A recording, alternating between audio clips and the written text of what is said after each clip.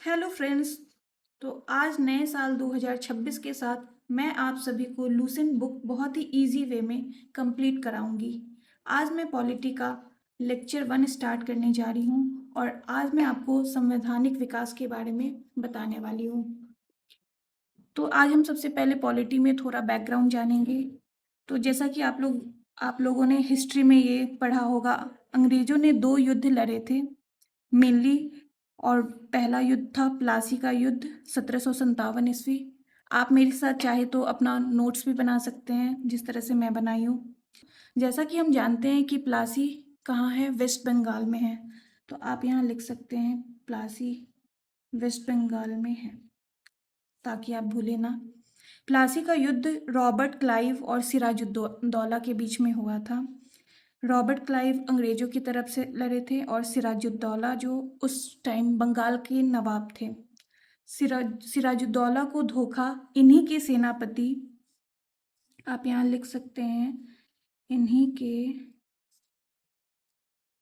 सेनापति मीर जाफर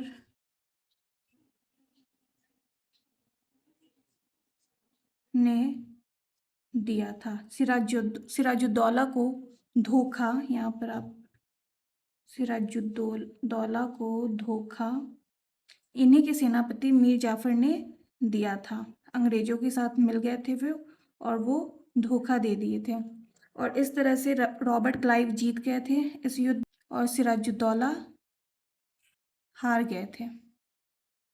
तो प्लासी के युद्ध में ये मेन पॉइंट यही है। इस एग्ज़ाम में बस यही पूछता है कि कौन जीता था कौन हारा था। तो आपको बस इतना ही मेन पॉइंट याद रखना है।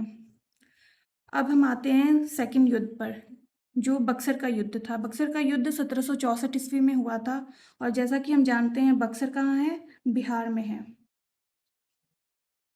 बिहार में है, आप लोग यहाँ जरूर लिख लें।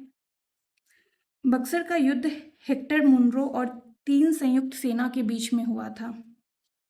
हेक्टर मुनरो अंग्रेजों की तरफ से लड़े थे और 3 संयुक्त सेना के अंतर्गत 3 सम्राट आते हैं, मीर कासिम, शाह आलम द्वितीय और शुजाउद्दौला।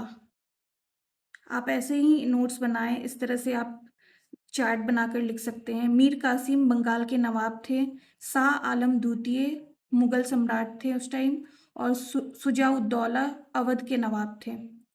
हेक्टर मुनरो और 3 संयुक्त सेना के बीच जब युद्ध हुआ था तो जीत हुई थी हेक्टर मुनरो और 3 संयुक्त सेना हार गए थे।